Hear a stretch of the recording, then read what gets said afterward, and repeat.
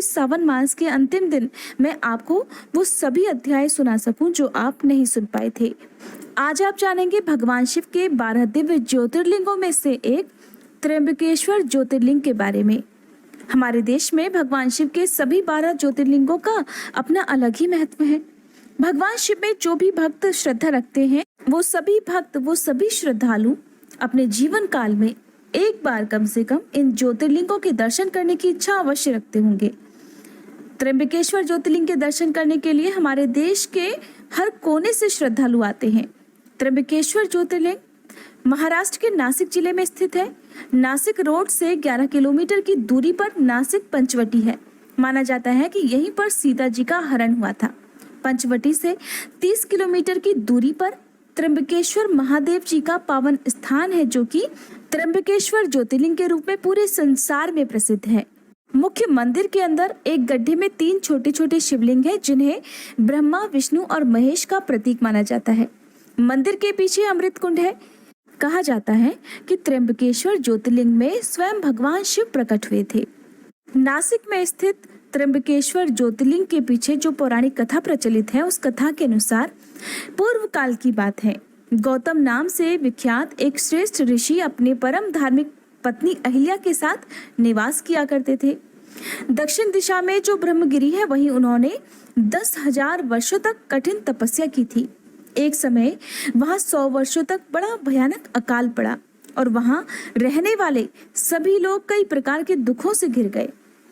इस आसपास के भूतल पर बूंद भर पानी भी नहीं बचा, यहाँ तक कि पशु पक्षियों के लिए भी पानी नहीं बचा।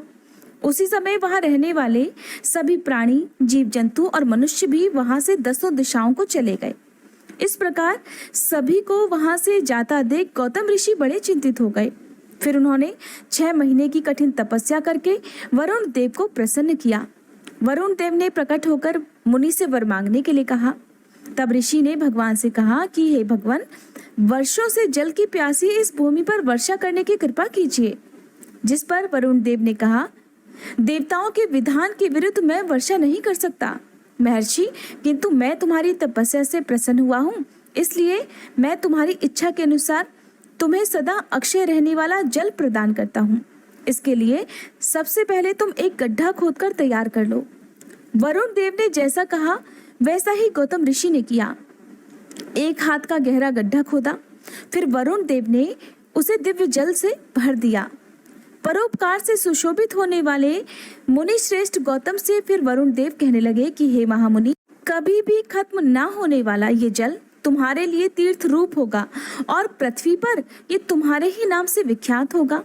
यहाँ किए हुए दान, भोग, देव पूजन और पितरों का श्राद्ध सभी अक्षय होंगे। ऐसा कहकर वरुण देव वहीं से अंतर्ध्यान हो गए। फिर उस जलधारा से दूसरों का उपकार करके महर्षि गौतम को भी बड़ा सुख मिलने लगा। इसी बीच गौतम मुनि उस परम दुर्लभ जल को पाकर विधि पूर्वक अपना रोज का काम करने लगे। मुनि ने उस स्थान पर लोगों को खेती करने के लिए कहा और खुद भी खेती करने लगे। इसके बाद वहां पर सभी फसलों के उत्पादन होने लगे। फिर एक समय जब गौतम ऋषि के शिष्य जलकुंड से पानी लेने गए, तो अन्य ऋषियों की पत्नियों ने उन शिष्यों को पानी लेने से रोक दिया और कहने लगी, पहले ये पानी हम लेंगी, फिर उसके बाद ही तुम्हें पानी लेना होगा। तो शिष्यों ने अहिल्या जी को बुलाया। अहिल्या जी ने शिष्यों को पानी पहले लेने की व्यवस्था की। ये सब देखकर ऋषि की पत्नियां क्रोधित हो गई। उन्होंने अपने पतियों को जाकर बात को और ज्यादा बढ़ा चढ़ाकर कह दिया। इसलिए फिर बाकी ऋषियों ने ऋषि गौतम से बदला लेने के लिए गणेश भगवान की पूजा की। तो गणेश भगवान वहां प्रकट हुए और ऋषियों से आशीर्वाद मांगने के लिए कहा। तब ऋषिगण कहने लगे, हे गणपति महाराज, हमें गौतम ऋषि को अपमानित करने और उन्हें निकाल देने की शक्ति प्रदान कीजिए। ऋषियों का ऐसा निवेदन सुनकर गणेश भगवान कहने लगे कि हे ऋषियों, ऐसे साधु से घृणा करना ठीक नहीं है। याद रहे कि ऋषि ने आपके सुख शांति के लिए ही जल की व्यवस्था करके आप सभी को प्रसन्न किया और ये सारा कार्य उन्होंने परोपकार की भावना से किया था। लेकिन जब ऋषिगण हठ करने लगे तो उनकी हठ देखकर गणपति भगवान कहने लगे कि अभी भी मान जाइए, नहीं तो इसका परिणाम अच्छा नहीं होगा। पर वे ऋषिगण कोई भी बात मानने को तैयार ही नहीं थे। तब विवश होकर गणेश भगवान को उन ऋषिगण को वह वरदान देना ही पड़ा। गणेश भगवान ने एक गाय का रूप धरा और गौतम ऋषि के खेत में फसल चढ़ने लगे।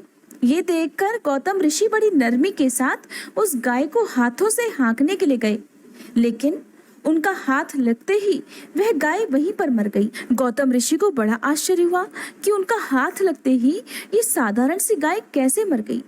लेकिन तब तक देखते ही देखते सारे ब्राह्मण पूरे आश्रम में गौतम ऋषि को गाय का हत्यारा बताकर हाहाकार मचाने लगे और गौतम ऋषि से कहने लगे कि तुम्हें गौ हत्या का पाप लगा है, इसलिए ये आश्रम छोड़कर हमेशा के लिए यहाँ से कहीं और जाना होगा। ये सुनते ही गौतम ऋषि को बड़ा दुख हुआ।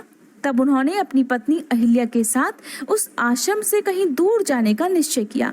फिर एक दिन गौतम ऋषि ने वह क्षेत्र छोड़ दिया और अपनी पत्नी अहिल्या के साथ उस आश्रम से कहीं दूर चले गए।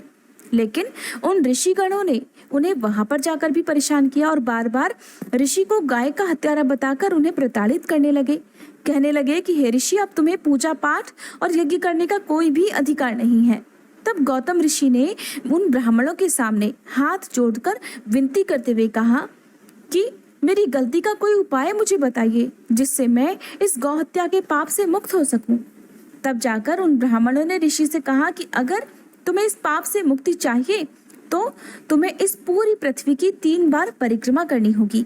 उसके बाद 1 महीने का व्रत करना होगा।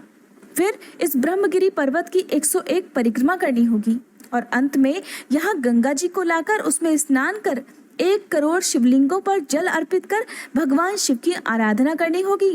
तब कहीं जाकर इस पाप से तुम्हें मुक्ति मिल पाएगी। ऋषियों की सारी बातों का पालन करते हुए गौतम ऋषि ने ऐसा ही किया और सारे कार्य पूरे करने के बाद गौतम ऋषि अपनी पत्नी के साथ भगवान शिव की कठिन तपस्या करने लगे। ऋषि की इस कठिन तपस्या को देखकर भगवान शिव ने प्रकट होकर उनसे वर मांगने के लिए कहा। तो गौतम ऋषि कहने लगे कि हे प्रभु, मैं तो बस गौ हत्या के पाप से मुक्ति चाहता हूँ। भगवान शिव ने गौतम ऋषि से कहा कि हे ऋषि, उन सभी ब्राह्मणों ने झूठा और छल कपट से तुम पर गौ हत्या का आरोप लगाया था। उन आश्रम के ब्राह्मणों को इसका दंड अवश्य मिलेगा। भगवान शिव की ये बात सुनकर गौतम ऋषि हाथ जोड़कर विनती करने लगे कि हे प्रभु, मुझे उन ब्राह्मणों के छल कपट करने से साक्षात आपके दर्शन प्राप्त हुए हैं, इसलिए आप कृपया उन ब्राह्मणों को क्षमा कर दीजिए। ऋषि ने भगवान शिव से प्रार्थना करते हुए कहा कि हे प्रभु, अगर आप मुझे आशीर्वाद देना ही चाहते हैं तो सदा के लिए इसी स्थान पर विराजमान हो जाइए। तब गौतम ऋषि की बात मानकर भगवान शिव वहां पर त्र्यंबकेश्वर ज्योतिर्लिंग के नाम से विराजमान हो गए। गौतम ऋषि द्वारा लाई गई गंगा जी, जिसको वहां पर गोदावरी के नाम से जाना जाता है, मान्यता है कि गोदावरी के जल से स्नान करने पर गौ हत्या के पाप से मुक्ति मिल जाती है। साथ ही जाने अनजाने में किए गए हर पाप से भी मुक्ति मिल जाती है। जब कभी भी आप इन दिव्य ज्योतिर्लिंगों के दर्शन करने जाएं तो कहा जाता है कि मन में अटूट श्रद्धा और विश्वास लेकर जो भी भक्त इन ज्योतिर्लिंगों के दर्शन करता है वो कभी खाली हाथ नहीं लौटता। साथ ही कुछ बातों का ध्यान भी रखना चाहिए, जैसे कि किसी भी पवित्र मंदिर में आप जाएं, किसी भी ज्योतिर्लिंग के दर्शन करने जाएं तो आपके शरीर पर या आपके साथ चमड़े से बनी हुई कोई भी वस्तु नहीं होनी चाहिए। अगर हो सके तो कमेंट बॉक्स में बताइएगा कि अगले अध्याय में आप कौन सी कथा सुनना चाहते हैं। साथ ही अगर आपने आज की शिव महापुराण की कथा नहीं सुनी है तो प्लीज जरूर सुनिएगा, क्योंकि शिव पुराण में आजकल आप पार्वती खंड सुन रहे हैं, जिसमें भगवान शिव और देवी पार्वती का विवाह होने से पहले जो भी रस्में थी या जो भी उनके बीच का संवाद था उसका बहुत ही सुंदरता से वर्णन किया गया है, जिसे आप